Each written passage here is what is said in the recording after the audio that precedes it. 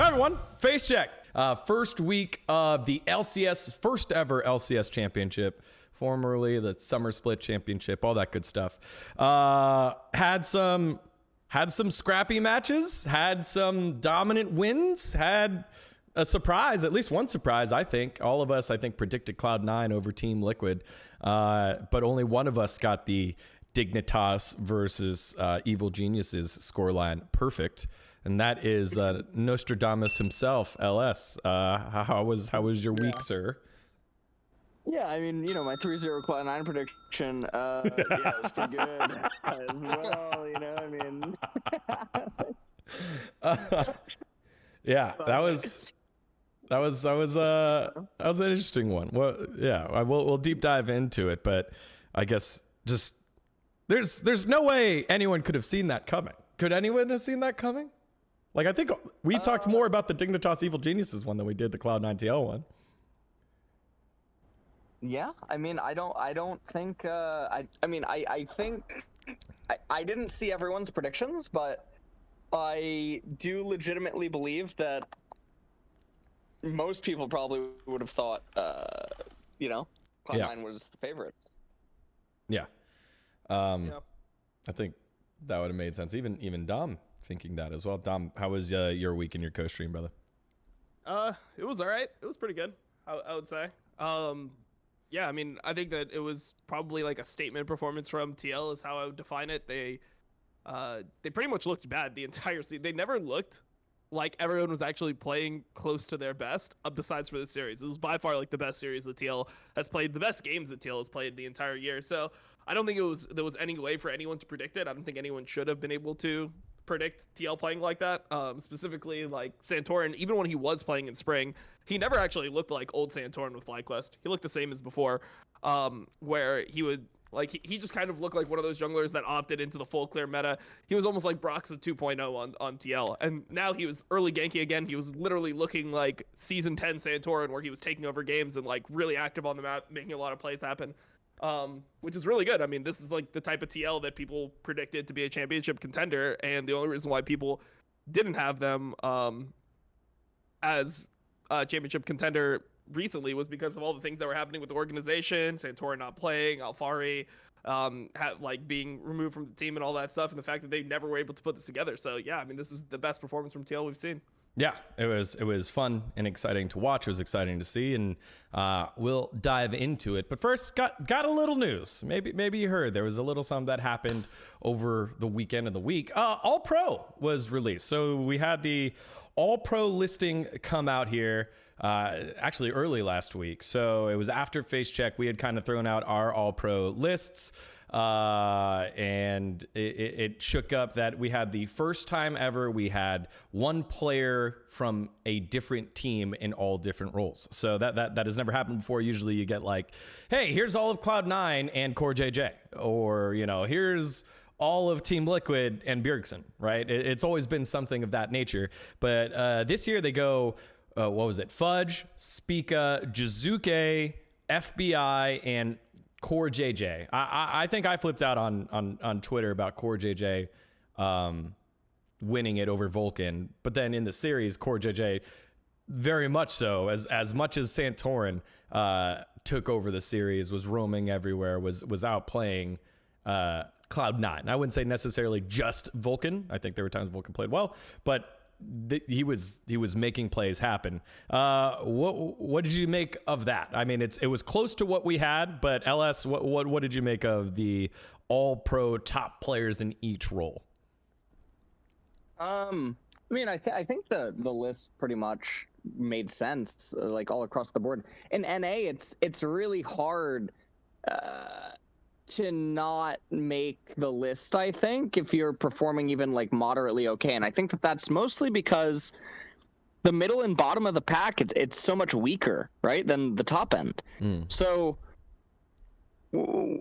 I feel like NA out of all of the regions is actually probably the most predictable when it comes to All Pro, or like even MVP voting, just because of discrepancies.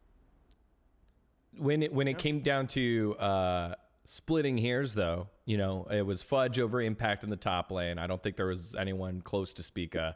In the mid lane, it was Jiizuke over Abadage. And then there was a lot of talk about the support role. I think FBI was mainly the one. Who was the one that you said? I think you had at 80 LS. I don't think it was Sven? FBI. Sven. I think you had Sven there. And then at support, it was between Vulcan, Huhi, and Core JJ. I mean, it's just because everyone's kind of clumped up in the middle of the pack here. That's why we find it so close at the support roles. That what I'm taking away from it. No, I think it's because people literally just only look at player names, and it's all narrative based. If you look at like the media, right? The most of the people that actually voted Core JJ first team were part of the media section. So it's not people that actually like are qualified. They're not playing in the league. They're not casters that cast the league. Who knows if they've even watched every single game that's played. Like, I would guess that every single co-streamer would have a much more rational opinion than people that work in media, as most of the co-streamers, like pretty much the 5 people that do it are 4X pros and then LS who's a former coach, right? So you look at everyone who votes and it's like, yeah, it's all narrative based because they can't actually see the difference between players. Like the fact that Ignar isn't top 3 is fucking criminal. Like if Ignar had Core JJ's nameplate, he would just be number 1, right? Like that's just all it is. So no one actually gives a fuck that's voting. People just pull shit out their ass. They slam it on the fucking page. They send it in and then they call it a vote. I'm looking for there was a post on Reddit. This was good Reddit. This is when Reddit was a kind pace. There was a all pro voting. There it is. The player only vote for LCS all pro. It was, if it was just players voting, it would have been Impact Spica, Jiizuke, FBI, Vulcan, tied with Huhi, but Vulcan had more first team votes from the players only. Then it was Fudge, Closer, Abadage, Danny, Huhi, and Ignar was 3rd. Core JJ wasn't in the top, echelon of it. That's crazy. So yeah, it was VENN. Sven was 3rd. Power of Evil was 3rd. Blabber was 3rd, and Hunia was 3rd. Blabber was 3rd, I guess. I mean, look. All I'm saying is like, half the media is afraid to even put their fucking opinion out publicly, like, and comment. Like, go watch Hotline League. Wait for Travis to say something like of merit. That's like a hot take where he's criticizing players heavily, and he's not just like roundabout. Like, if he even wants to state a criticism, it's normally like, oh well, there's been some conversations on Reddit about this player not playing as well as potentially some other people expected, and like, yeah, what do you think about this? Like, that's that. So like, these people are now gonna make like critical votes happen when they can't even like be critical themselves. Like, it's such a joke, man. I can't even get into this type of all pro shit. Every single year I see it, I just get disgusted. Yeah. This year they did crack down. Nice. Coming up after Facecheck. After what? That was terrible. Yeah, that was an accident. That was terrible because it was an accident. my That's God. why. My bad. Most of the ones that are good, as I've thought of. They cracked down on which type of which media voted, because I didn't get a vote. But before it was, I think if you had a media pass, you also got a vote. So this year I think it was like, hey, if you've been covering the league for more than 2 years. I saw names that I knew of fellow media people, so I know that they cover it. So I will push back a little bit there, Dom, on like, hey, do they watch? Yeah, they're in the media room or media in the Discord with me every week, week in, week out. So, but yeah, I think a lot of the voting. Watching every game that's being played? Because as a player, like the way it normally worked is, you have people leaving the studio at different points, right? So as a player, if you were like first game, like, you're not going to wait until after LCS to do your interviews. So if I played in game 1, during game 2, I would be doing an interview with media, which means that I would be in the media room with the person that I'm doing like an interview with, and there wouldn't even be a screen there watching the second game. So like, are they actually even going back? Are they checking the VODs? Like, are they actually watching all the games of these people playing? Like, are they watching every single game of LCS? That's my question. That's a great question. I don't know. I can't answer that. I mean, I feel like all pro should just be primary coaching staff, players within the league, casters, and then academy players. Because it should be assumed that academy players are watching LCS, right? I feel like that should probably, well, I feel like this should be the case for any league. I don't know if either of you disagree with that sentiment, but I think it's always really weird when observers or media or, you know, like assisting coaching staffs or like manager, like it always just starts getting really fucking weird. I've seen some bullshit robberies in LCK over the years by media and observers, and it's like really gross, and it's hard not to call them out. Yeah, that's why I just called them no. out. Like, Yeah. like the recent MX Media people that were just voted. They literally voted Jose Dioto for MVP, All-Pro first team, and then they put Newbie, who was the worst player in the entire league by far, All-Pro third team because they both speak Spanish.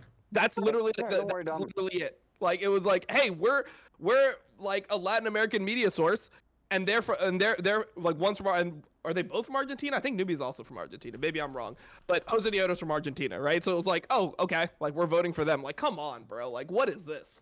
Like, it's just so crazy. That's a very good point. I don't like that. Yeah. I think because my point was going to be like I want the media to do better because I do think that there should be a media weighted thing. And honestly, I think Travis should vote. Travis is the interviewer and has been here the longest and should I think should have a good opinion on it. Yeah, but what does that skill set have to do with knowing what's actually happening in the game? I think as a mouthpiece to the general audience and the general masses, I think he should be able to understand the game enough, and I think he does to vote. I don't agree with his vote this year, but like I think there's a responsibility for that. If we wanted like a player focused thing, that should come from the Players Association. That should come from the LCSPA because there are like the NFL awards, which has like everyone, and then the NFL Players Association awards, right? And that one, I guess, was worth more to the players because it's the people in between the lines that make that kind of thing. I guess I would just argue like I'm trying to think of like other games where maybe I'm not familiar enough with like NFL or NBA or MLB or like I don't know what their reporting outlets are on things like this or things of this nature, right? I'm totally ignorant on it, but like what I would imagine is like, if I were to compare this to something like chess, right? An interviewer or a host or a hostess inside of chess that's not operating at an extremely high level, even if they get sort of what's going on, they still don't really get what's going on. So I don't know. I feel like it removes from the vote.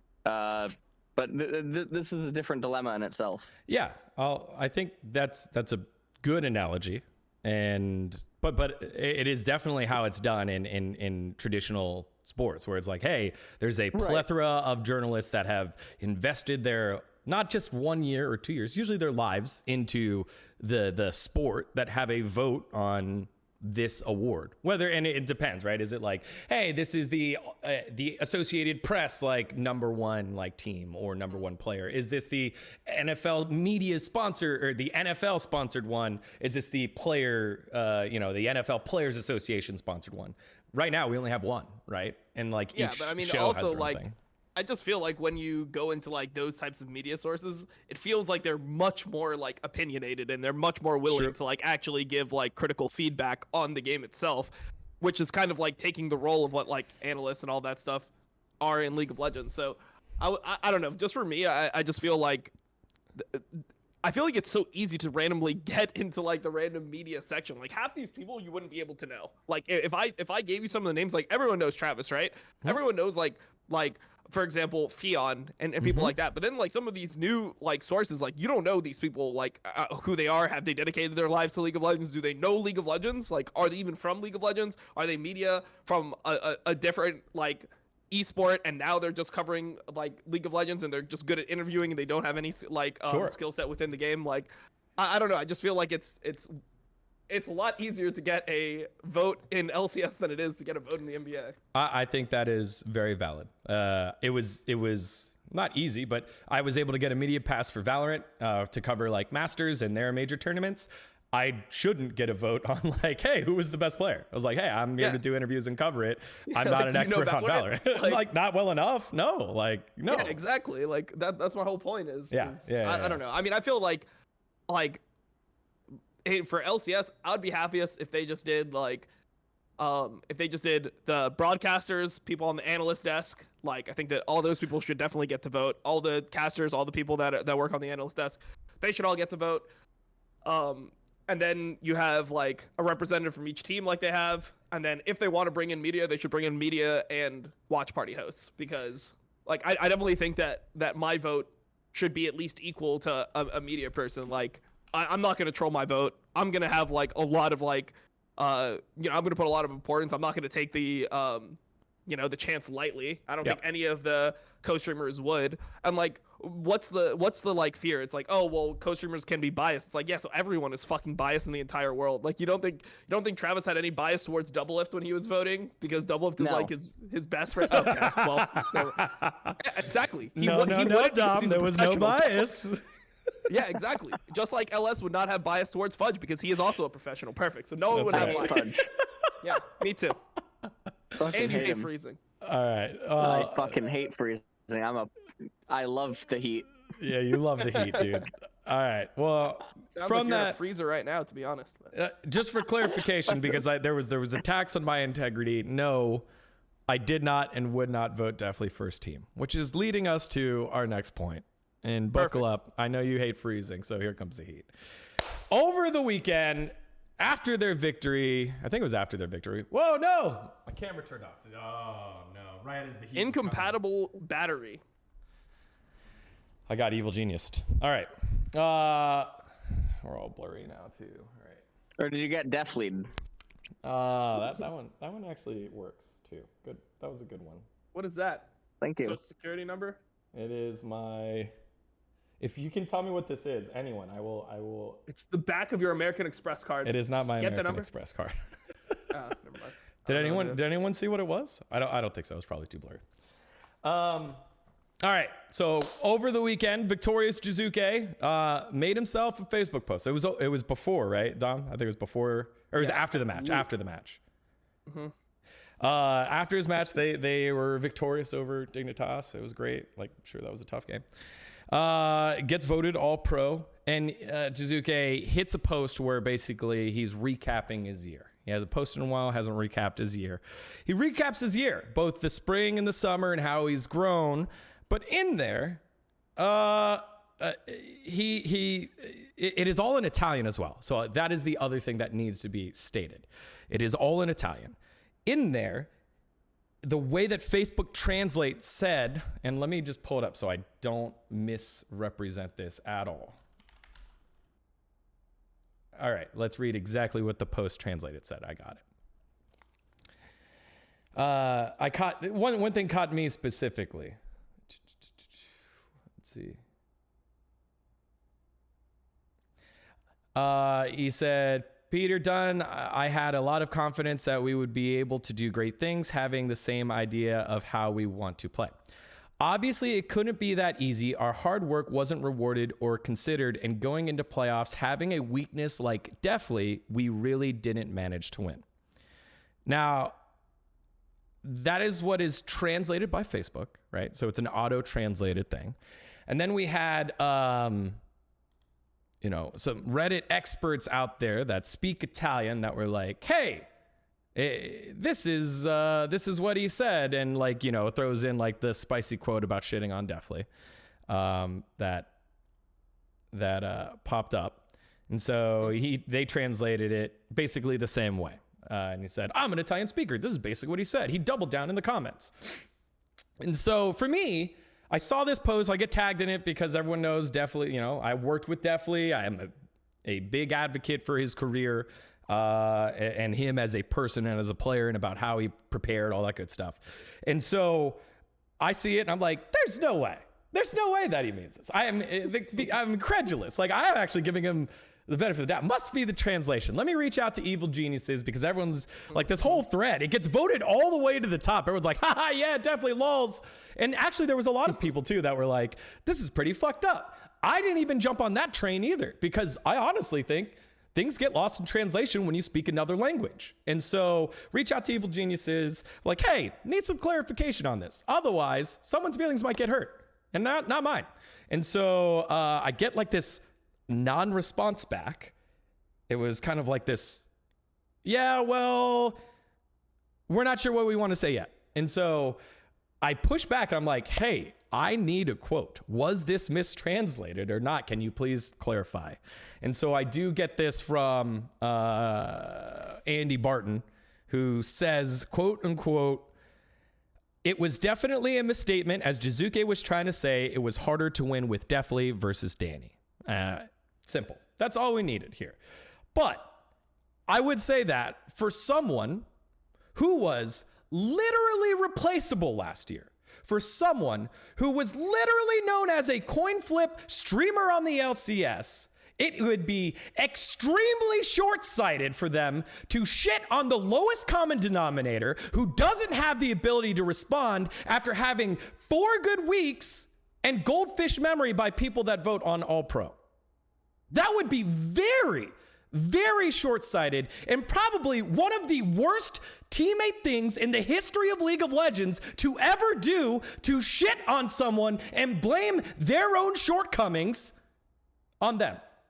Because there's no way someone would actually do that hasn't proven anything and had 4 good weeks and luckily a meta that supports them. Because we've seen what the meta looks like when it's mages and people ban out Ryze against Jiizuke. He gets replaced by Golden Glue, who got replaced by Demonte, who got replaced by Ryoma. So I just wanted to get that out there and say that for everyone that was shit talking the other side. How did Tommy catch a stray in this? How did Tommy get brought into this? What the fuck? Because, so just wanted to clear that up one, right? So on Jiizuke, be better about how you phrase things. Just talk about Danny. Danny's great. Look, there's your bet win there, LS. Danny's great. He fits better for this team. He can create with less resources and make more of it. Some might argue for any team. Who knows? For any team. Yeah, we'll see. So I think that's great. Like, Danny's great. He fits in there. Say that. It is easier to win with Deftly or with Danny than Deftly. For him, for his team. Sure. That's fine. Right? Well, where's the copium, right? You can also say, hey, Evil Geniuses, when something like that comes out, why do I have to pull teeth and ask twice for a quote before me ripping Jiizuke a new one, right? I had to caveat it now because it's lost in translation. But like, cover your player. And then lastly, Reddit hive mind. Why are we so quick to shit on players rather than uplift others? Jiizuke had a hell of a final split. He is a first team All-Pro. He's finally achieved some of the potential people have seen over the last 2 years since scouting him. That's great. Let's celebrate that. Let's not go out of our way to shit on former teammates and former pros and friends of theirs while you're still playing when you don't have the credibility to do so. That to me is bad. That, when you don't have the credibility to do so, that to me feels bad. And so copium not needed on this one. I've had 2 days to sit on this and like feel everything and go through this whole emotion of like, there's no way that the coin flipper, there's no way. This is the same guy that ran it down to CLG, fastest death in the league. He's going to go down in the history books for bad stuff. Thank goodness he got first team All Pro, so he's in the history books for good stuff. So anyway, that was my rant. That was my spiel. Yeah. Go ahead. And like, yes, it is about Deftly, but also double, like people said in the comments, Double have said this about Yellowstar. Yeah. After Yellowstar and Double If retired, go watch the clip. He talks about Ole and he talks about Yellowstar. While they were still teammates, didn't shit on him. It was at the end of the year. And Yellowstar still had the opportunity as he went back to Fnatic to go ahead and correct his career, right? Very, very different. So what I'm hearing is that a team needs to pick up Deftly. A team needs to let Deftly right his wrongs. The last 5 years were a fluke. Golden Guardians, where are you at? Golden Guardians was a fluke, yes. I'll say that. I mean, the last time something this bad by a team or team member was done was at Golden Guardians by my former boss. I thought you were gonna say CLG's off season. All right. Actually, no, yeah, okay. The Bud Light beheading is up there, but also, I'm not sure if people watching this video, I don't know how long you've been following League, but back in season 8, we had a quote. It sunk a whole media factory because no one wanted to talk to them anymore. It was, so over the off season, we got a little bit better. This is your Hunter Lee impression? Formerly, we had 4 good players. Now we have 5. That's what I would say is different. No, it was 5 great players now. We had 4 good players before. Now we got 5 great. Somehow all 4 of them just got better by Mickey coming in. Yeah. Holy fuck. So whatever happened to Mickey? Mickey moved over. He went. So after that, so Mickey was a part of this a little bit too. After his contract didn't get renewed at Golden Guardians, he went on a Korean talk show and shit talked the whole organization. Which fine, shit talk them, don't shit talk me. And then he bounced around on APK Prince for a little bit, and then got picked up by Excel, I believe, over in LEC. David Lim gave him the shot. David Lim, D-Lim, former coach of Team Liquid, who used to coach Mickey. See how that works. Gave him another shot. He performed okay. He did the same thing. He's a dice roller. And so, yeah, that was Mickey. So anyway, that to me is just shitty teammate behavior if that is what came about it. And if it gets lost in translation, then the team needs to do better to help him with translation. Those are my takeaways. I mean, I would assume it didn't. I would assume that it's just literally him just trying to be honest. And that's probably how he actually feels. He probably looks at his team. He's like, well, I mean, I think it's pretty easy to do that also. To not even notice, if you're in the team, what's the most obvious change that they made? They replaced definitely with Danny, and now they're suddenly a top team, right? So from his perspective, it's probably just him saying what he thinks and not thinking about, how do I have to portray this to media? Because a lot of players don't even want to begin to think like that. And if you look at Jiizuke and how he is as a person, it's not like this guy is huge on social media, always tweeting. He doesn't really care about that shit. So I would assume that, he was just trying to be honest. Yeah. I mean, a big thing is Peter Dunn is here in physically in NA, so no longer remote coaching. And so Peter said it, phrased it great multiple ways and multiple times. So I know that's not they haven't had training. I'm sure Peter has worked on how he's going to say it. So to me, that just felt like bad teammating. And for people pointing to Doublelift, that I don't think that's valid. You've had rifts with your teammates. I don't remember you shitting on Piglet.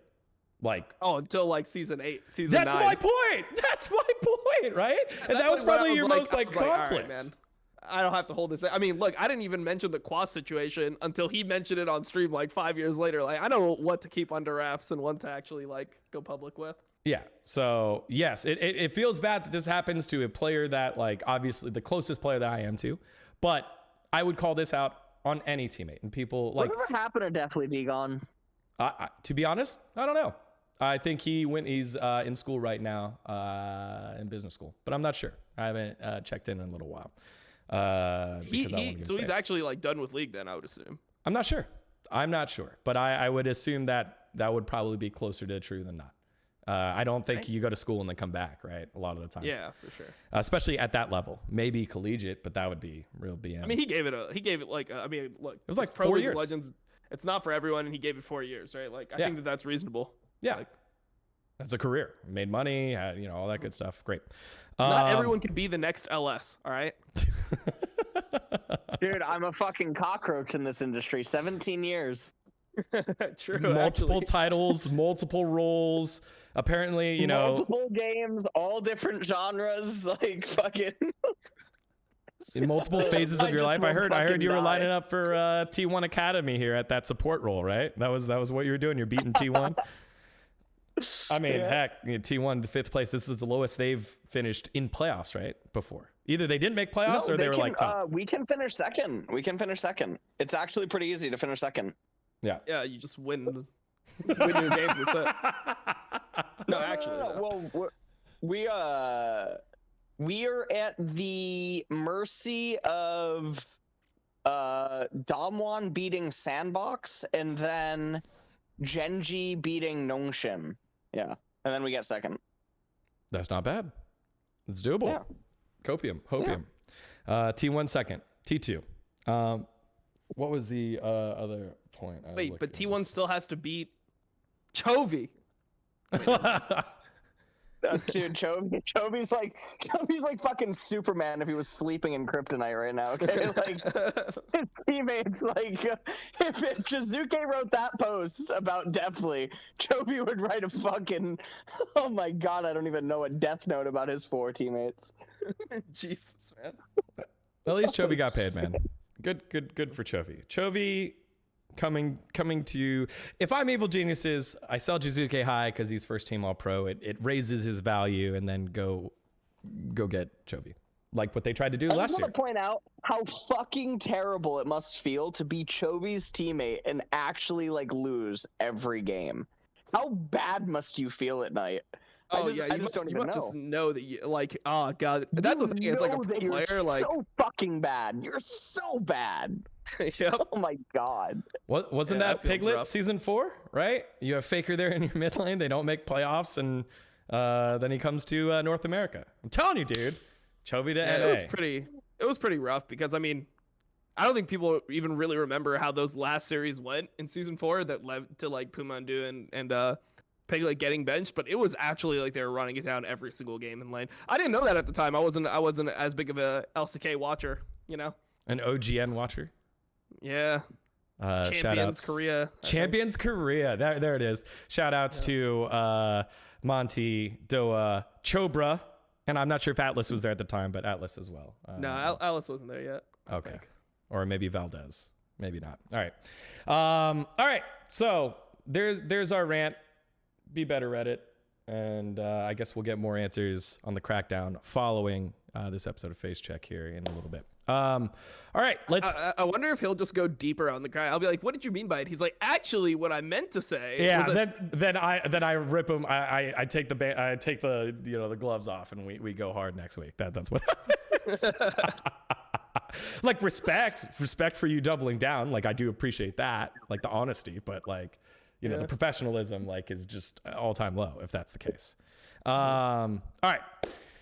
Okay, so we had matches last week, and we've got matchups for Worlds this week and Worlds Dreams ending this week. Let's take a look at the matches last week. Dignitas and Evil Geniuses, that was our first series on Saturday, where Big Jiz, Juanito, Arturo Garcia, Impact, Danny and Ignar.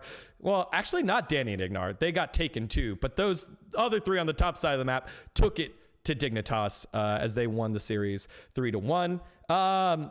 For me, I guess the early things that jumped out at me was like how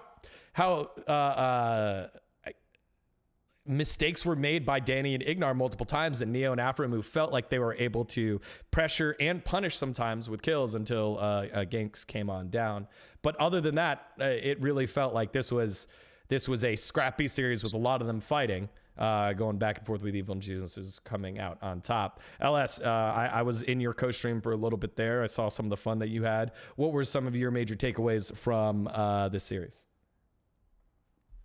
I mean, I just thought Dig were severely outclassed. I mean, I went with the 3-1 prediction because I just didn't trust EG to close cleanly, especially just with their tendency, right, of like team compositions and whatnot throughout the split. So that was just sort of a random thing, but Dig were just heavily outclassed in pretty much all of the games. But Jiizuke, to my surprise, had actually a really good series overall. So I was very, very, very surprised to watch him in that series. I thought that everything else that was happening in bot lane and stuff was obviously, I mean, it was not very good. And then I think Dig, there wasn't a lot of expectations for them coming into the series. I felt like EG played about as expected, with some players just performing above expectations. Mm-hmm. Mm-hmm. Dom, what were some of your thoughts? And I know you wanted to dive into one of the drafts. Oh, well, that Kindred draft, I don't know how you felt about it. I know you like Kindred. I feel like that was probably the worst time you could possibly ever pick it, with like a full AD comp into Lucian with exhaust. Like, my God, like he really sent it there. But yeah, like for the Jiizuke point, I'd say most people look like they have pretty good series into Yasui. So we'll have to see how he fares versus like stiffer competition. But this was just for me, like Dignitas just doesn't have solo laners on their team, right? Like they literally have academy level solo laners. Like I think Fake God's got an entire gear.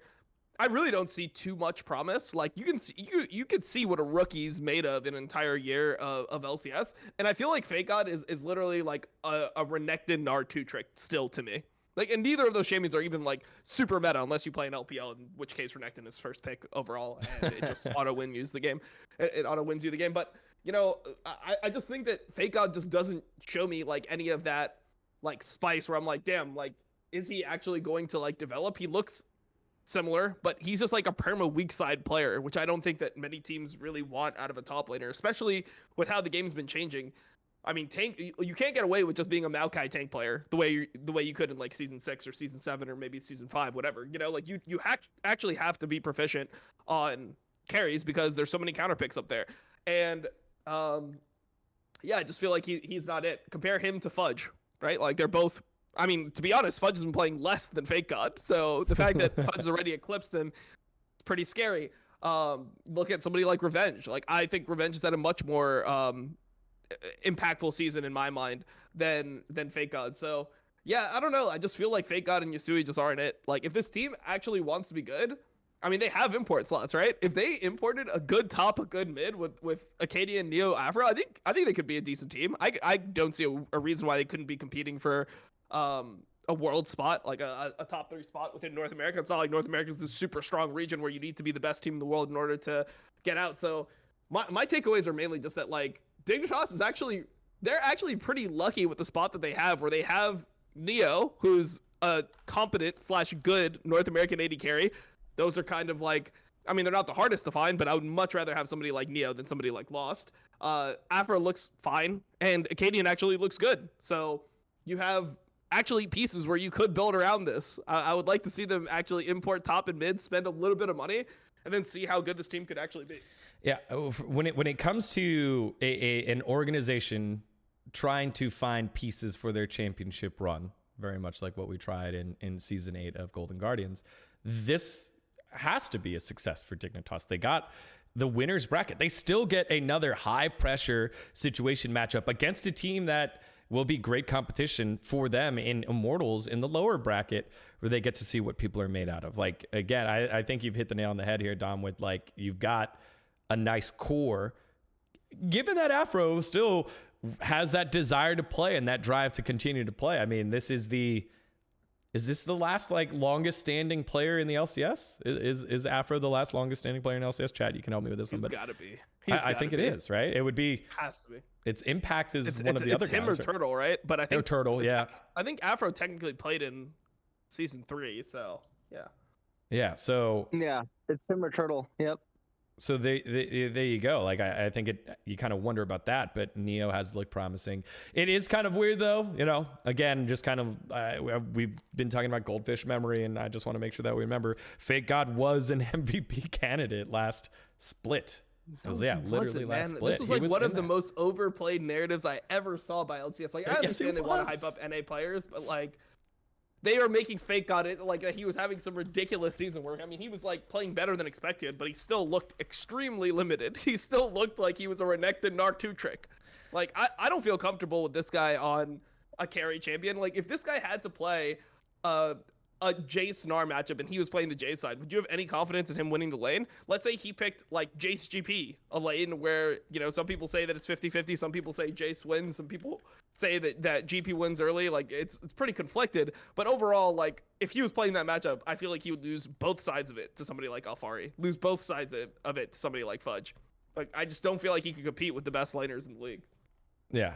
No, I think that's fair. I'm looking it up right now to see what the votes were, if there were votes. Okay, so I will admit, Dom, and you actually kind of just called me out here. I will admit, like, I have pushed this narrative of like MVP candidate, because that's what it was. That was the narrative. He's not first, second, or third team All-Pro. So I don't know where this narrative actually came from. I'm looking. I mean, it was because, like, I mean, you don't actually need to be first, second, or third team All-Pro to be an MVP candidate, actually. Like, if you think about it, right? Like, if you're, like, the 4th best jungler in the league, but you're on a team that is ultimate dog shit, and somehow your team is actually in 4th or 5th. Like, you might be the most valuable player in the entire league. Like, that could actually be a thing. So the Lyra effect when he was on Envy, right? yeah. Did he actually win MVP? I don't think he won MVP, but he was first team jungler on the last place first team. team All-Pro. I remember that. Or maybe they were in 9th place in front when of they were him. like 3 and 15 or something. Yeah, it was something rough. Okay, so kind of furthering our conversation about media voting. Fake God got 0 votes in 1st, 2nd, or 3rd from players. Oh, he got 1. He got 1 from Smoothie, who was captain of CLG at that time. He got 1 from Peter Dunn at 3rd, and he got 1 from Licorice, Gilhoto, and Bjergsen. But most of his votes came from the media as 3rd team. 3rd team media, and then Keen, who writes the 10 things that you need to cover in the LCS. Keen's been covering the LCS since the beginning. And then a stats person also voted that out. So a lot of the media voted that. So this is interesting. So I would say it was like still equal. You still had like 5 votes from players / coaches, and the rest were from media. So that was interesting. Anyway, I think we've seen potentials out of Fake God, but most of the time you're right. When I think about, hey, when has he performed well, it's been on a Gnar and had some game-changing Gnar ultis, which has been helpful, but not enough here against Evil Geniuses. Him and the rest of Dignitas fall through 1 against EG and move to lower bracket against Immortals. We'll get to that matchup in just a second. All right, next up though is it's the one that everyone's been waiting for. And we'll head back to Reddit first for an exclusive take from a mind that understands League of Legends and pros and contracts and something called accountability, Dom. There was a post on Reddit all the way to the top. That's right. Sorry, spam the chat. You already know what's coming. Number one voting here by the guy that... So it breaks Reddit's guidelines, but it just stayed up there for like 16 hours. I guess there's no mods that check the subreddit every 16 hours. Like, how crazy is that? That like it's a hate thread is allowed to exist for that amount of time on a play where it's like I don't even understand the point of the thread. It's like what, like accountability, C9 Perkz ?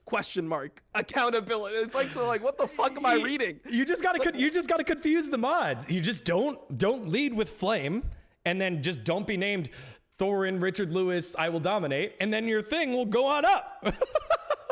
And so a fan... No. Come on, I have my own personal hate Discord. You guys are slacking. Yeah, Perkz... I would be really surprised if I didn't have one. I think it's just called like the TSM Discord or something. I'm not sure. Every fucking week, they can actually see it happen in real time, right? Because the patch notes come out roughly the same time every week or every 2 weeks, right? So from within the first like 10 to 15 minutes of whenever I post my video, right? Just go to Reddit, find the thread, and then just watch.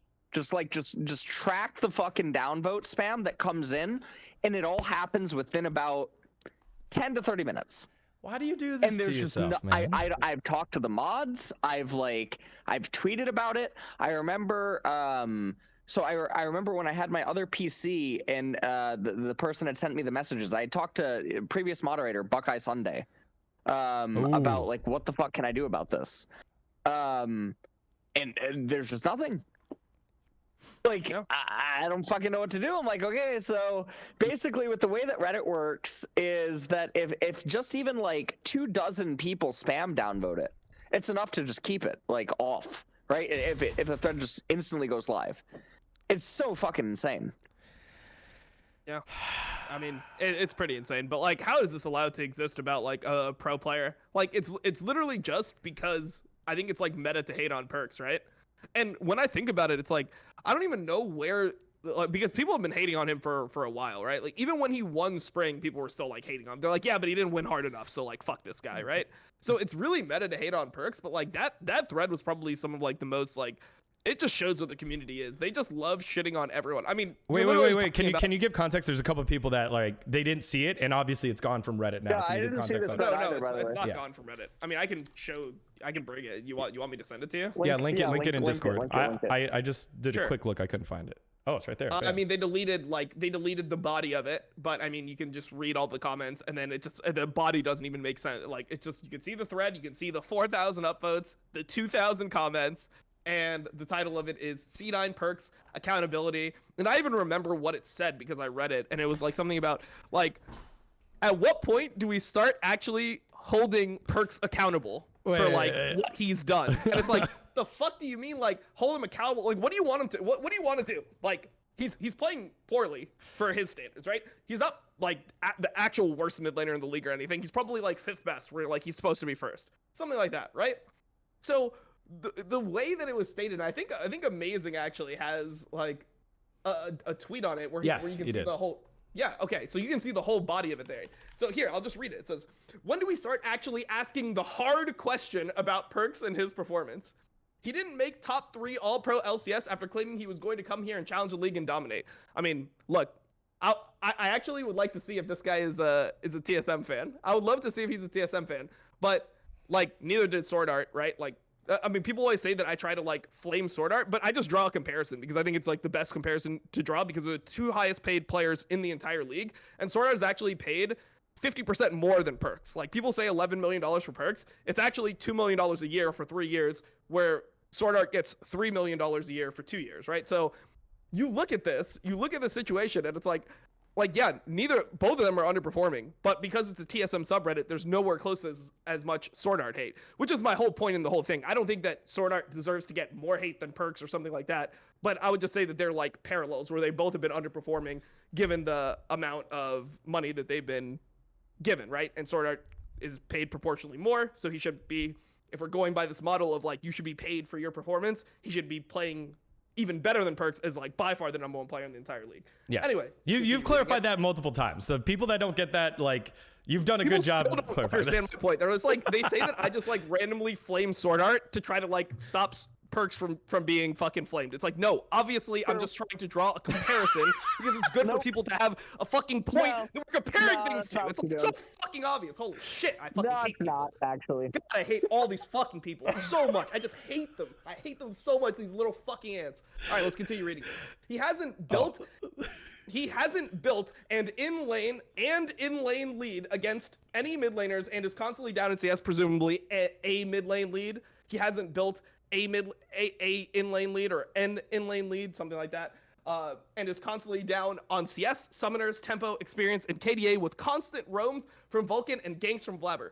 This is actually, like, statistically incorrect, by the way. If you look at his stats are fine, but he has been playing bad, and it's mainly because of, like, how often he dies to ganks. Like, that's the real criticism. It's not that he's just last in every stat. Like, that's actually not true. Anyways. Was he worth the money so far? Will he be worth the money in 2 years, 3? When is it that we get to say that was a good investment? That is the thread, and then it's just hate, right? It's just all hate. Here it is. Let's get in there. So I like this first one. The top one is probably the best one, where it says it's sarcasm, and it's so upvoted because I think people believe it and don't recognize it's sarcasm. I hope it's sarcasm. There's no /s, but I hope it's sarcasm. It's definitely sarcasm. In my opinion, the only solution is to Benjamin pay $11 million for another import med. It's a foolproof strategy, and I can't see it going wrong. It got 4,000 upvotes, which I just don't think fans are smart enough to upvote it. I would assume that most people that upvote it understand the irony in it. Like, that's not the ones that I have the biggest issue with, because those people are just like, it's like memes, like, yeah, upvote, whatever. It's like the ones that are like, that are under it, where it's like he needs to take accountability. Like, what is he doing with himself? Like, if you go like to the next threads, it's like, bro, what do you expect a player to do in this situation? Also, what Amazing says is perfectly true. Like, his response to it was, you hold players accountable for their sportsmanship, but you don't want to go down the road where we have accountability threads for short-term slumps in regards to investment the org has committed to. It's insane, because theoretically, like, what does that have to, like, because the org overvalued him, like, he's going to then start getting, like, the hate what do we do? What do we do to hold him accountable? What, we need, like, chop a finger off every time he misses a CS in lane? Like, what accountability does he have? Every single time he loses a game, look in the fucking threads. It's just him getting fucking flamed nonstop. It's like, dude, everyone's holding him accountable. You go to any co-stream, I'm sure LS is criticizing him on his co-stream. I'm criticizing him on my co-stream. I'm sure Double If, Sneaky, and Meteos are criticizing him to some degree on their co-streams. The problem is that I'm not going to just go fucking full delusional like everyone else and then rewrite his whole career and be like, oh, well, since he's playing poorly now, he's not like either the GOAT or the second best Western player of all time. Like, that's just the facts of the matter. Like, it can be both. He can be playing like shit right now, and he could also be the best Western player of all time. That's the reality of the situation. That's so true. All right, let me just calm down. Yeah, bro. All right, LS, we need to find the topic to trigger you. I've been triggered already once today. Dom is now gone off. Been triggered. Honestly, dude, I'm in heaven. Like, we're fucking like. The Lottie Tower has changed you. You went to the Lottie Tower, and now you're a different. Lotte Tower, fucking. Lotte Tower. Hey, all I'm saying is like, is dGon, we're the ones that are irritated, and we're the ones that haven't been on crazy hot dates. Crazy long hot dates. All right, I want to reel it back Posted in. my progress pics today too. dGon, Yeah, I know. I saw everyone. If you haven't checked it out, LS is putting progress pics out there for free. I'm gonna type in the Discord what I was about to say because I had to reel it back. Good man. Go ahead. I have to say that. Come on, go. Actually, can I pull it up on Instagram? LS? Yeah, you can. Yeah, this is our show. We're homies, right? Yeah, this is fine. Whoa! Oh my God! Can you confirm, LS? What? What I just typed in the Discord? Oh, what you just typed in the Discord? Yeah. Wait. All right, I want to make sure that I. God damn it! Yeah! Look at that, everybody! Yeah! Who knew buying a treadmill and putting it in your house made all the difference? I'm sure that's the only exercise you've been doing. Treadmill, baby. That's the way to go. Progress pics, baby. All the boobas. If you want more boobas, head on over and follow LSXYZ9 on Instagram. Yeah, wonderful. Everybody. Wonderful. That is so good. All right. Okay. All right. Literally set. I'm coming for Amaranth, you know, like fucking, like this is it. Literally set. All right. Cool. Yeah. So now that we have highlighted and discussed some of the unfounded claims against the greatest Western player of all time, we did have a question about some of the builds, one of the builds that he did have in one of his matches. So I'll leave this open here to whoever wants to take it. We saw Perkz build. He dropped. Dead. Give me a second. Oh, just like that. All right, and he's back. Hello. Oh, revived. Yeah. Right. Yeah, server crashed. All right, you're back. We're back. Fixed. All right. Here we go. We've got the Perkz build, the Perkz Riftmaker. He went Riftmaker. All right, there it is. We found the way to trigger him. Not only is it patch notes, it's item notes too, and of course a classic of Facecheck, losing to the keeper of the shop. Boris has taken another one and taken a nice little chunk of the 11 million. LS, this is all you. What is wrong with this Riftmaker? I mean, the Riftmaker makes literally no fucking sense because Riftmaker, I think the one time where I complimented Power of Evil for doing the Riftmaker build, it was specifically because his character was a primary carry in the comp, as well as the enemy team was designed to isolate a character, right? Whereas in this team composition, Perkz is not the primary carry. The primary carry is Viego, just getting a reset. If Viego gets a reset, everything's going to be fine and dandy. If Aphelios is alive, everything's fine and dandy. And to make matters worse, you have a Tom and a fucking Braum. There's no reason to go Riftmaker when the enemy has 4 HP stackers. 4 fucking champions that are stacking HP. Oh my God, so you're still selling Leandries, man. It's 2021. Dude, We're still selling Leandries out here. Look, I'm in the fucking game, okay? I know that you're like, it's totally fine. Like, look. So, like, no, but honestly, they have 4 HP stackers on the enemy team. This is the picture-perfect Leandri's game, where you get the most benefit out of its passive. Is its passive called Agony or is it Anguish? I don't even actually fucking know. The bonus, it might be Anguish, yeah. So, the Riftmaker makes no fucking sense. Oh no, it's Torment. Whatsoever. It's Torment, but the item's called Anguish. It's called Leandri's Anguish, and then the thing is the passive. unique passive is. Oh wait, Okay. no. Agony is so. Torment is the dealing damage that burns enemies. Agony is the 0 to 12% bonus magic damage. So like the passive comes in 2 forms, Torment and Agony. Okay. Okay. Today we learned. Yeah. So anyway, I mean, TLDR is obviously that is an awful fucking Riftmaker spot. It makes no sense. Leandri's will massively outperform it, and then you just want the cooldown reduction as well that you're going to get from the Leandri's and the passive, because again, you're not the primary carry. You're a supporting champion in this team comp. I mean, the only way that I think that so I was trying to rationalize why he could potentially go it. I think the only advantage that you'd have here is just try to be tankier, right? I think that must be the only reason why you're going Riftmaker. Yeah, right. But that means he misunderstands his identity in the comp. Yeah, or maybe he's just so fucking woke that he knows that he gets caught so much that he just needs the tank stats. Like he just knows he's gonna miss position. It's genius. Yeah, the regular season, he wasn't able to shake it off. Maybe. This is great. You either die a Riftmaker or live long enough to be a Leandri salesman. So thank you for that, LS. Breakdown of Perkz' Riftmaker, what he was thinking, what he should be thinking of, and how to optimally think moving forward. All right. Let's dive into the matchup itself. Cloud9, Team Liquid.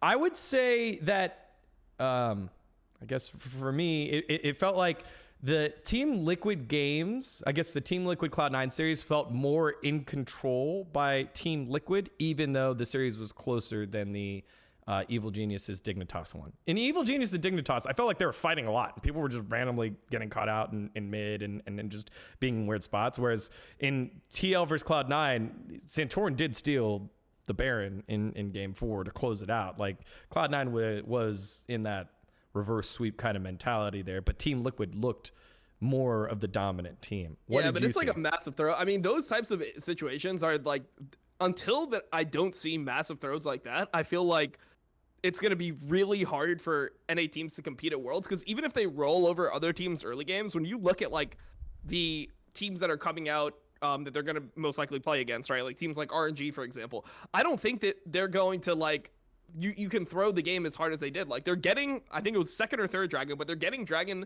bot side, and then at the same time they're trying to like defend their top tier 1. Like you have to be okay with these trades. Like if you are stacking dragons versus a competent team, they're probably going to try to do something top side if they're not fighting the dragon, right? Like they're going to cross map in some capacity. And the fact that they had one person go up and die, and then they have a second person, they have like the Shen ult or something, he goes and dies too, and then they TP Gen so the 3rd person dies. Like this is a massive throw.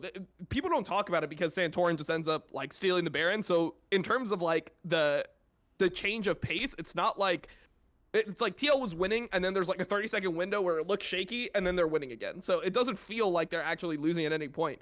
But that's a 50-50 Baron that could potentially be even played better by C9. Like maybe they could find a way to zone the jungler or stop Baron damage, or maybe they just win the 50-50 smite. And then we have a completely different game. Maybe we go to a game 5. I feel like these are the biggest issues that I see when North America are like these types of trades. Like you have to be okay minimizing your losses at some point. And it feels like NA teams, like they like as soon as they start taking a loss, they just take the whole fucking L. They take the massive L instead of just like being like, yeah, you can get our top tier 1. It's fine. We're playing towards dragon and we're stacking dragons and we're stronger. So for like this soul, we're just gonna have an advantage, and you're gonna be forced to fight a dragon fight for soul that you actually are weaker than us for. Like I think that's the key that we're looking for here when looking at NA games, to start saying like, oh, we have hope now. LS, when you're coaching and in the brilliant mind of yours, did you ever have like a value chart of like, hey, this is what it should be traded for, like a top tower is, and obviously Dragon has changed over time, Baron buff has changed over time, Tower Gold has changed over time, but did you have like a chart or have a chart like what is worth what?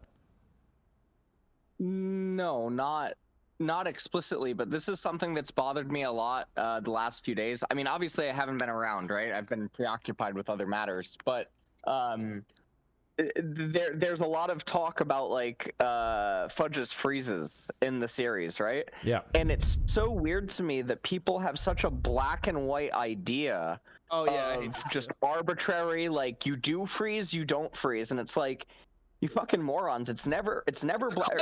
Like, it's a concept. That's what it is. It's a concept that requires variables to be present that then make a black and white conclusion. But no one's talking about the variables. They're just talking about a black and white conclusion without the variables being present. But the way that they arrive or evaluate the variables is fundamentally flawed in the first place, because otherwise they wouldn't make the assertions that they do. But it's just so fucking weird. One of the ones that I remember going over was like the 11. There's one game where Alfari just runs mid and Fudge is freezing top lane, and if you go and calculate what ends up happening, like in terms of like gold trade, EXP trade, it's better for Cloud9. In the end, unironically, right? But people don't want to do this, and it's really fucking weird to me. One of the in-depth conversations I've had with Nemesis and Fudge, and like obviously other players that I interact with on the daily, is it's so strange to me how RTS players and fighting game players they fucking claw for every inch of data that they can get in order to min-max, but mobile players don't fucking care. They can't tell you how much EXP a wave's going to give you or how much gold a wave is going to give you. They can't tell you. Just have to, they can't fucking do it. They can't do it. Which is why here I am 3 years later still having to fucking talk about freezing and itemization, because they're all fucking incompetent. They're all so incompetent because it's not a super necessary thing to do in order to win right now, and it's also not something that is so readily apparent, right? It's like assessing Moonstone Renewer in the middle of a team fight. It's really hard to do that. It's not apparent what's actually going on, right? You can't see all the ticks going off, you can't see the auras, you can't see like the fucking the buffs if it has synergy with items. It's not readily apparent. What is readily apparent is slicing dicing through an enemy, Wing a champion, and then killing them. Right? Like that, you can feel it tangibly. A lot of people don't actually want to learn the game. This is just a thing. People are actually allergic to learning, which is why pro play's been stagnant for so many years. So the thing that's like, it's mortifying me the past few days, I mean, I've seen it on social media. Again, I haven't streamed, been preoccupied with other stuff, is the way that various pro players and personalities have talked about various freezes that Fudge did. And you can just tell they're actually telling you they don't understand the game, and it's so fucking insane to me. I mean, so what I would say is just generally, like, when I look at freezes, like, you just have to evaluate what a freeze actually is, right? Like, you are denying one wave every 30 seconds of golden experience, and then you have to weigh that versus like what you are potentially going to lose on the other side of the map. Right. So like that's just like core concept that you're always trying to weigh. So then like the discussion should really be is like, okay, so you have the freeze, which is going on, and then the other side, like how much is actually being lost on the other side, and can they lose less? Like, can they end up losing less than like the 240 gold or whatever you're gonna lose a minute plus experience by holding a freeze? Like, that's just what you have to be weighing in your head. And yeah, I mean, it's just something that you need to be constantly trying to reevaluate in game. And then you have to like be weighing that against like, okay, if you do like when you do decide to like push the wave out, like how big of a, can you like build a slow push? Can you coordinate something off that? And like, is there an advantage to gain at the end of the freeze as well? So I just think that like, it's pretty hard to do. I mean, obviously you can't in the moment be like, no one's a fucking like sitting there like, well, technically like each like mini golem of experience is this like, or is this much experience and this much, like no one's going to actually be able to do that. But it's just a general like balance that you have to be like going through as a player in your head of like how much you are actually losing, what feels right to lose, what feels like too much, and then trying to like evaluate that on the fly. Yeah, I don't think Actually, yeah, thank you, chat. I don't think that you have to do that necessarily in game. I think it's even the step before that, where it's when's the last time pros have done like math and that type of homework, not like, hey, right. This is the feeling. This is why I'm so disappointed and just like it's so like, for instance, one of the big things that I talked about, it seems like I mean, I think I had a big effect on it in the last few weeks, right? Is killing Collector. Like, how many people build Collector when Lord Doms just almost always deals more damage? There's like these really small windows on like specific champions where if you get Collector at an early enough time versus certain champions who have this amount of armor and like, you know, this amount of HP or yada, yada, yada. There's like small instances where Collector will outperform, but eventually, even in those instances, once the game hits 3 items, 4 items, Lord Doms outperforms, and in almost every other instance, Lord Doms just outperforms. But how many people were building Collector? And then it wasn't until I started playing fucking Graves, and I'm like, okay, how can I min-max this more? And I'm looking at Lord Doms, and I'm looking at Cyrilda's, and I'm looking at Collector, and I'm looking at his passive, and then I'm just looking at the item numbers, and I'm like, wait a minute. Lord Doms just always does more. Why would I ever build Collector? But Graves has this unique thing, and Aphelios does too if he does the Eclipse build or the Lethality build, where you're going to go Lord Doms, Collector, and Eye-Edge. To get the all the crit in the pen, right? So there's that thing where you'll build both. But the amount of people that were just outright building Collector on champions and not building Lord Doms, how the fuck is this a fucking thing? I don't know, man. But you would never, I think you would never catch fighting game players or RTS players or card game players ever fucking making these kind of mistakes. You wouldn't see TFT players doing it, bro. That's like one thing. I swear you literally talk to like top TFT players, and they're so much smarter about just like understanding like just basic concepts about like when you want a multiplier, like when you want like flat damage, like at which points, like all that type of stuff. So like, dude, I feel like they're way more advanced in terms of building items than actual League players. One of the things I had a talk with Shrimp about, because he wasn't getting it. This was probably about a year ago, right? He had a conversation with me because we both play jungle, but he would ask me, why do I always build Rylai's on Karthus in some games? Because he would go through my match history, and some games there would be Rylai's. And I would explain to him that the slows from my E and my Q, or like my R, like relative to the team comp, converts to more damage via my teammates. They can stick harder, like if I'm offering them slows. So rather than me just get a fucking death cap, or rather than me getting Azanya's, my slows convert to an amount of damage that is not readily apparent. Like, you have to really watch the team fights and what's happening in the fights. And it's a practicality argument. And this is another area where I think a lot of people are going to fall flat if they can't entertain a lot of the variables. But it's stuff like that. But who the fuck has conversations like that? No one. Not a lot of people. Definitely not. I think go in that category there. Yeah. I mean, do the homework, do the math beforehand, and then you can figure it out better on how to appropriately trade. I just don't see people doing that. I see people like getting feelings and thinking about what feels strong, and testing it out, but not necessarily mathing it out. Hold on. Shout out to, oh my God, dude, one of the anti-LS Korean fans is in chat. I hate VIP'd him. He's saying LS, this motherfucker, and then he said LS mom died. Dude, I love you so much. Saranghae. Okay, just had to get that out. All right, nice. I remember you brought this up at one point, and I was like, I don't understand. Also, dude, he's from DC Inside. I love him so much. Jeez. Also, if probably contributed to the fucking trucks, like in T1, like it's fine. Yeah, dude. I love this guy. Oh man. Also, for those of you that were like, NA brain bad, NA players don't do math, y'all need to go ahead and watch this LEC Pop Quiz done by our boy Shakaraz, better known as Kalebot, who did the whole thing of having players add like how much the items cost and do that. They couldn't even fucking do that.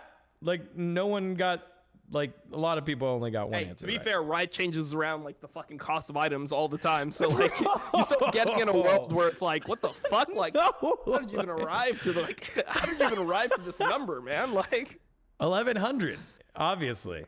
You know, for a while there, Freak did a good job of like at least making consistency of like everything. But weren't there some really weird number values where like an upgrade like would Yeah. cost? Because I remember like so Brutalizer, for example. I think it was like 1,337 is how much it cost. It was like lead, and that was Yeah. There was some weird ones, weren't there? There were some weird ones that didn't make sense. Hey, was Jeffrin remembers. Triforce. Okay. All right.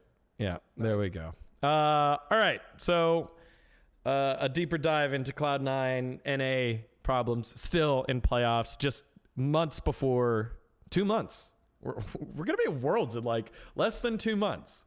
Well, We're gonna, C9 won't, but yeah, the other ones will, yeah. We will, yeah.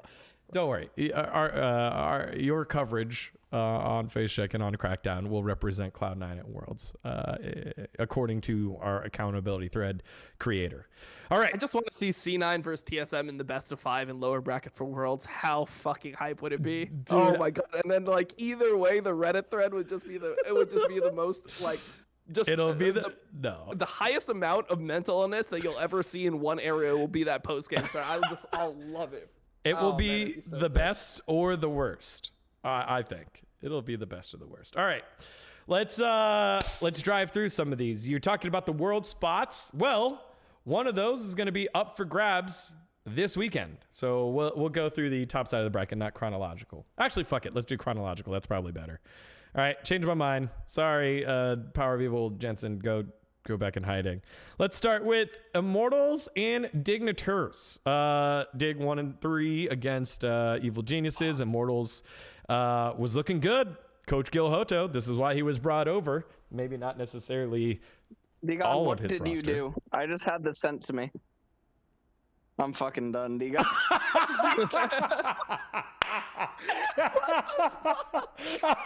Hold on. Well, dGon. Yeah, I mean, yes, but also like, is it my fault? All right, hold on. I'm loading it up. Thank you, dGon. I'm loading it up now. Give me a second. Hey, man, that's like that's some motivation, dude. Here we go. Y'all, how bad do you want to see this picture? Let me know in the chat. Pre-recorded, Man, by I the way. would not show whatever you're showing. Nah. Going it's through good. all your image files on your computer live on stream. Okay, Nah, it man. was fine, dude. It's all the Facecheck stuff. I don't have any skeletons. Here we go, y'all. Bam! Bow down to Wonderful. your Thank you, ruined dGon. king. Literally, someone sent this over with the tag "Ruin Me, King." There it is. No. I fucking can't, dude. Ender, shut up. Ender's fucking jealous right now. Bro, what the fuck? Wait, Viego is actually jacked though. Like, that's like, is the Viego one? It looks like the motherfucker's not even flexing. Like, how Yeah. like what the fuck? Who LS? That's LS, dude. You're looking at LS's picture. It doesn't No, look like look at he's the even Diego one. flexing. All right. Now back to Immortals and Dignitas. Holy shit. Yeah, you're not the only one that lost there, Gunax. You're not the only one. Who's gonna lose this one? Is it Immortals or Dignitas? See, that was planned. That was so much better, LS. Who you got? Immortals or Dignitas? Jesus. So I have hard. Immortals. Damn, Dig I have upper bracket Immortals. double drop. Give me score since you were Nostradamus last time. There's absolutely no way you can say 3-0. If you say 3-0, I'm just literally not accepting it, and you're gonna have to go again. Like, there's no way one of these teams is clean enough. Yeah, to we're 3-0. just gonna go with 3. We're gonna go with 3-1 again, okay? Oh, that's safe. Put it in the chat what you all think. What the score is going to be. What do you got in this? This is tough. This to me is actually one of the most exciting matchups I think of all year because I felt like these two teams are equal. Like I like the way they match up against each other. I'm going 3-2. I'm going 3-2 Immortals. Oh. I think it's gonna be absolutely fucking ugly. Like, I think it's gonna be. We're about to see some shit. Like, it's gonna be tough. I can't. Yeah, you know what? But I can't wait though, because it's gonna be equal. That's all I want. I'm gonna bet that LS doesn't get through game 3. Yeah, I make up like an excuse. I'm like, oh, actually, yeah, Nemesis has to go to the hospital. Yeah, I'm going 3-1 Immortals. Yeah, sorry, Dig. Great year, great season. Good luck with your building blocks, but maybe not. We'll see. And I have to be careful what I say because I have to do post-game interviews, so we'll see. But no. I don't mean it. Yeah, Immortals 3-1 over Dignitas. All right, next matchup that we got is the other lower side bracket, the banger. And I'm very proud of Melina. She used the right players for it. The former Cloud9 top laner against the current Cloud9 top laner. The Factor against, what's Licorice's nickname? Let's make up a nickname for Licorice right now. No. No. Look, it's not. No, you know, fucking Air Jordan 23, AJ 23. Yeah, Fudge is fucking ff15. Fudge Factor 15. Come on, man. You haven't lost that much faith. There's no way. Oh my god. Well, so Licorice and Golden Guardians obviously on the upswing. Cloud9 had a tough series here. Still looking for playoff perks. Playoff perks, everybody, accountability, you know. Any people holding others accountable while they're anonymous people on fucking Reddit. Yeah, those are the people. Yeah. Yeah. Blaze Olive, he's got the Tom Kench you got to be aware of, which is funky to play against. Maybe Tom Kench a contested pick between the supports. We've seen Vulcan play that before to success. So what do we got here? Cloud9 and Golden Guardians. There is no world where this is the end of the road for Cloud9, right, LS? Chat also playing no, weigh in. I think this is I think this is a 3-0 for Cloud9. Yeah, I think so too. Yeah. Really? Yeah, Right. I mean, Yes, if they fucking yes. lose a game to Golden Guardians, like, come on, guys. If they honestly, yeah, if they lose a game to Golden Guardians, I mean, I'll start the plane arrangements for Fudge and Max, like, I mean, as the game is playing, like. I mean, Perkz' toe costs as much as the entire Golden Guardians organization. Like, come on, let's that figure is out true. we can't lose this. That is true. We were on budget then. I can only imagine what it's like now after, you know, the NBA had their cuts. I got 3-2 Cloud9. I think Golden Guardians will pull out way more of a fight than what people think. What the fuck, dGon? Dude, they were looking good. They were looking What good. happened? And Cloud9 they looked not good. they were looking good for Golden Guardians. You tell me Iconic's gonna get game wins against C9? Nah, it can't happen. I think so, man. I don't think it's gonna come through Iconic though. I think it actually comes through Stixay. I think it comes through Stixay on the bottom side of the map, and Licorice, I don't know. Alfari called out Fudge. He called him out. The mind games happened before the match started, and he followed through with it. So I don't know. We'll see. Let's go. Let's see what happens to Fudge. I still got Cloud9 making it on through, but I was correct on Golden Guardians taking that final spot. Maybe 3-2 is a little brash, but I'll go for it. 3-2, Cloud9 over Golden Guardians. Okay, now time for the bigger matches. Here we go. It is this is exciting because it's the first time where we're having matches for Worlds so early on, which I think is cool. Let's start with the one at the top, the one we saw earlier. Revitalized Jensen against I guess third place All Pro Power of Evil. I think he was third. Maybe he was. Yeah, I think he was third behind Abadage. He was in the player vote one. Power of Evil's superpower, I've said it forever and ever and ever, is always neutralizing the opponent's mid laner. And again, they are the number 1 seed. They got the chance to sit back and watch Team Liquid. Although Santorin is revitalized and looks like his old self from FlyQuest in that last series, Spica is my MVP vote. And so I think that's another at least push, if not in favor of TSM. You go in the top lane, I think that's maybe where you find some success. You got the boomer bust of Huni, and you've got the dominant play of Alfari right now. And then down the bottom side of the map, you know, I take Tactical Core JJ over Sword Art and Lost, but I don't know. So I've set the table. Dom, knock it down. What you got? We've got a split chat here. It's really tough, right? Because the way you have to view it is that if TL plays like they did last week, that's the best version of TL, and I think that they'll like shit on TSM. Like, I don't think TSM is much better than they were in spring. Like, I feel like it's just the same type of team. It's literally like the top teams got worse, and then like EG and 100 Thieves slightly improved, and then TSM ends up at like the top by default. But I would say that overall TSM's had a higher level of consistent performance if we average it out. But yeah, I mean, if TL plays with confidence like they did last series, I think TL wins it like 3-1. All right, we got 1-3-1 TL. Chat mostly going for TL, by the way. The TSM fans, we scared them off. I mean, earlier. I think if TL plays like they did versus Cloud9, I think it's a 3-0. Yep. Yeah, that's big. Yep. There you go. I mean, I think TL played some of the cleanest games in the history of LCS. I mean, they still almost threw like not game 4. Like, we just spent time covering how like that was why we did the whole math thing about not trading tower for Baron and then said Tort stole it when you're stacking dragon. But game 1 and 2 game 4 was pretty bad. Well, I mean, that to me just shows that like TL is just capable of getting super far ahead and throwing a game, because that shouldn't have even been close, that game. Like, it was a super doomed game for C9 up until that like top trade. And it's not like it was a crazy situation that they were put in where I was like, damn, that's really unexpected. It's like, okay, well, you're taking dragon and the other team isn't contesting the dragon. Where could they be? They might be tops. Oh my god, we just threw the whole fucking game. Like, that's what happened. So yeah, it's rough. Damn. I really want to agree with you, Dom, and what you said earlier with like the TSM Cloud9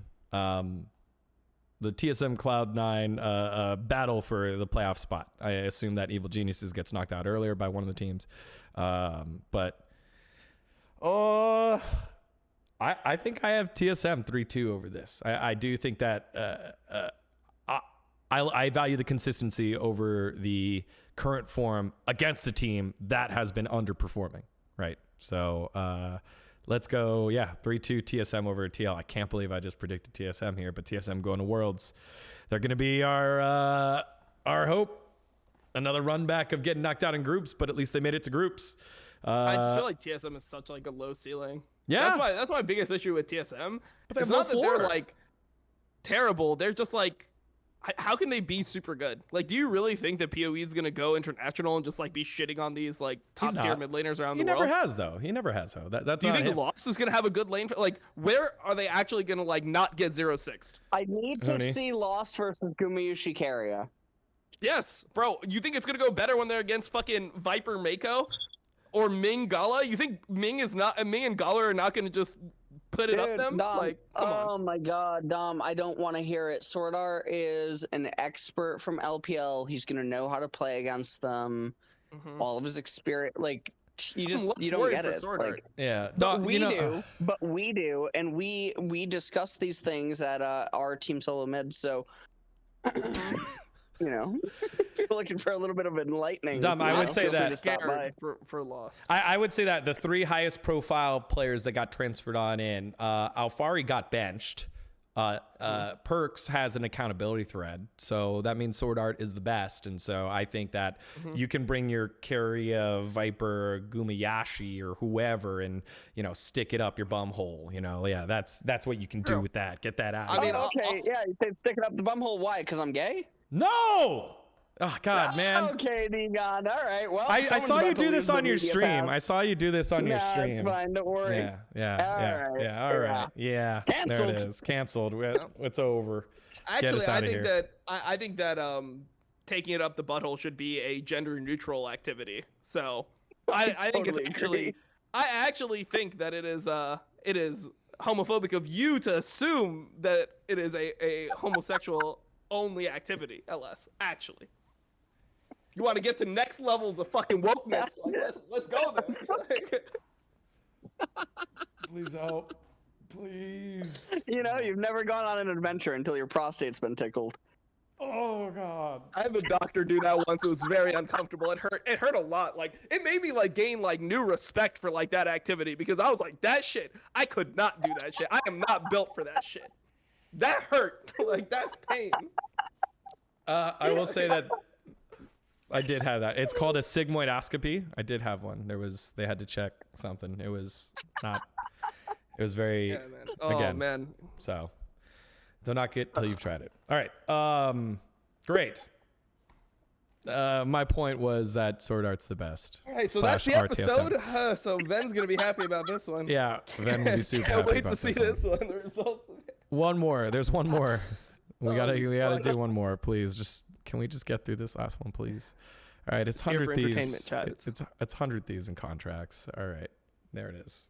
All right. Who Okay. you got? Who you got? It's gonna be Sven Skaren, I believe, for the series, but I don't know. I think EG's gonna win it. I personally think EG matches up well to 100 Thieves, and I think that 100 Thieves in general has been getting worse and worse. And the main thing that I want to see is can Someday match up into Impact, because I feel like Impact has been on a way higher level than Someday, and I think Someday's been relatively a place for 100 Thieves that's been holding them back. So I think that EG wins through top lane. Boom. Question: Why did you think or why do you think it's going to be Sven Skaren? Well, I assume that the whole idea behind playing contracts was to like kind of hide Sven Skaren a little bit. It seems like maybe contracts will get a game if things are going wrong, but I would think that Sven Skaren would actually just be starting the split, if nothing else, just to give like a different look. Like they obviously they just watched the games that EG played versus Dignitas with contracts, and I mean Sven Skaren has got the majority of the games anyway. I feel like this is where you'd get like an advantage by playing the other jungler first. That makes sense.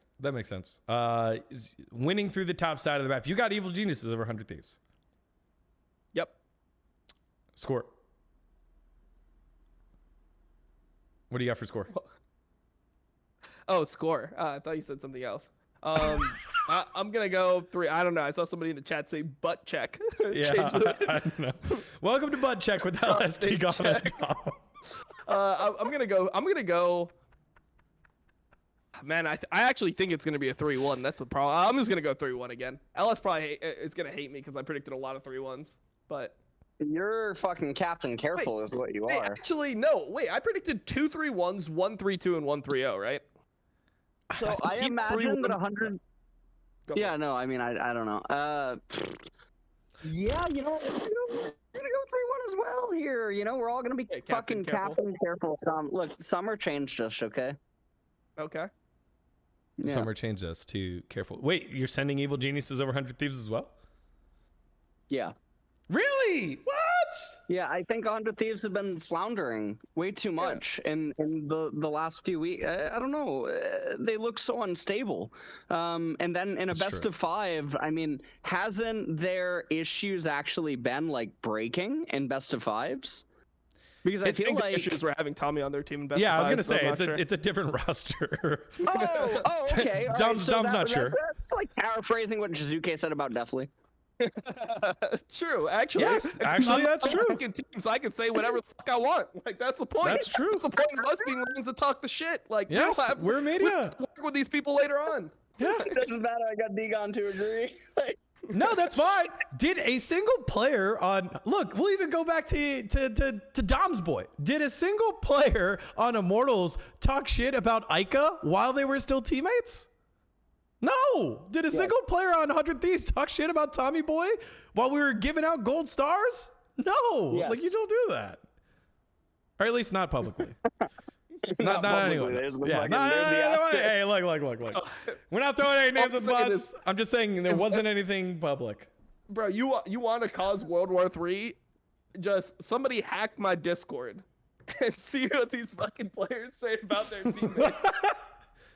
And you will literally just end League of Legends. Boom, it's all over. Bam. That's how it'll go.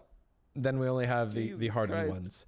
ones. So 2-3-1s for Evil Geniuses. I've got 3-2 for 100 Thieves. Again, I'm the naysayer on both of these, and both of them going to be longer series. I think we're in for a long weekend. I think we're in for a long weekend. Oh, Actually, LS and I are in for a fucking super long weekend. Because I'm assuming you're doing LEC for playoffs as well, right, LS? Yeah, I'm doing fucking dudes. Oh my god. Yeah, this is a nightmare weekend. Because LCK hell too. weekend. Yep. And I'm doing LPL. It's LPL playoffs, so I can't miss that. And then I'm also casting LPL. Oh my god, I'm gonna be literally dead. You're gonna see me dead on Sunday. Yeah. What was the take? Wow, you're casting LPL so undeserved. You're taking away opportunities for other English-speaking casters. Dom, I thought someone tried to hit you with the reverse Uno on that one. Yeah, I think people did, but realistically, like, I'm a much different content creator than Boss. So yeah, there it is. What a slap in the face! Thank you, Twitch chat. Yeah, I agree. All right, so I think next week, since we're getting closer to Worlds, like, and playoffs is going to be in full swing for like all regions, it'd be cool if you guys could like drop an update on like, hey, over in LCK, this is what's happening. This who got knocked out.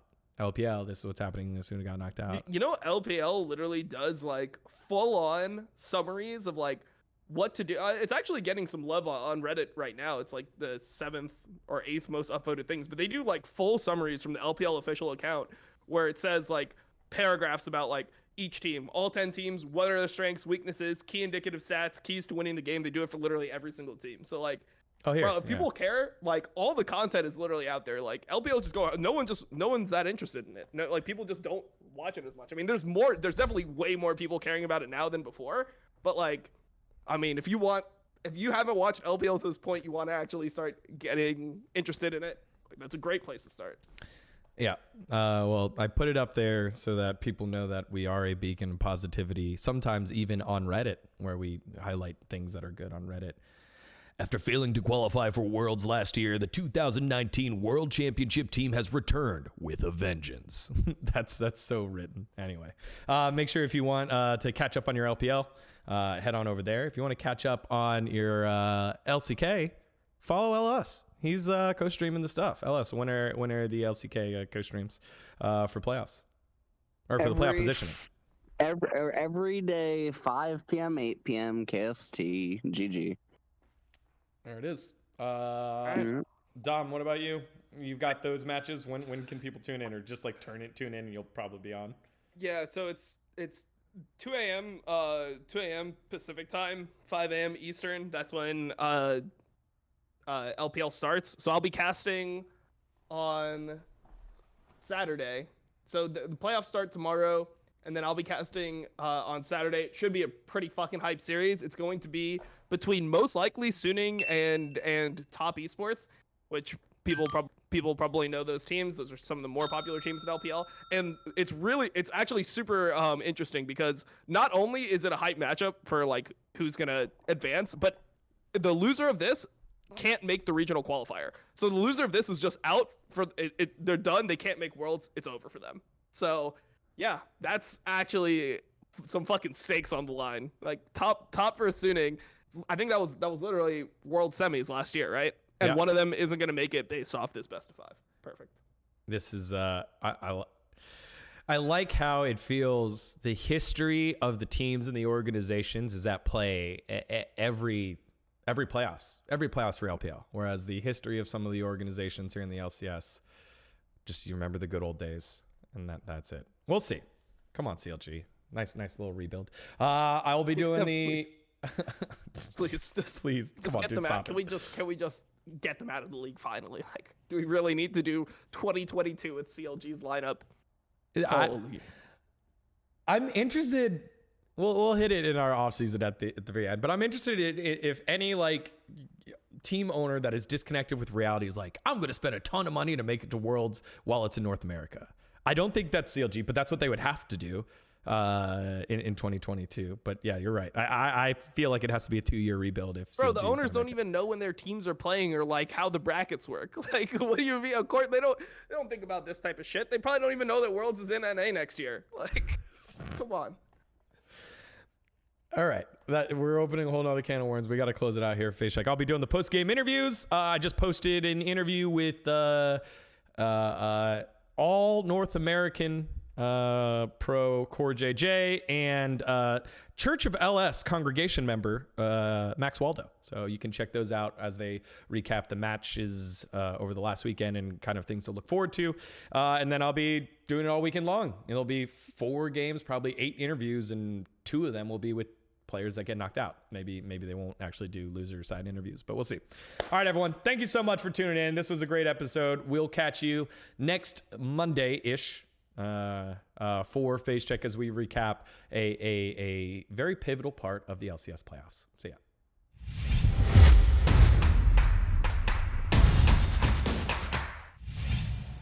Hey, thanks for watching VENN Esports.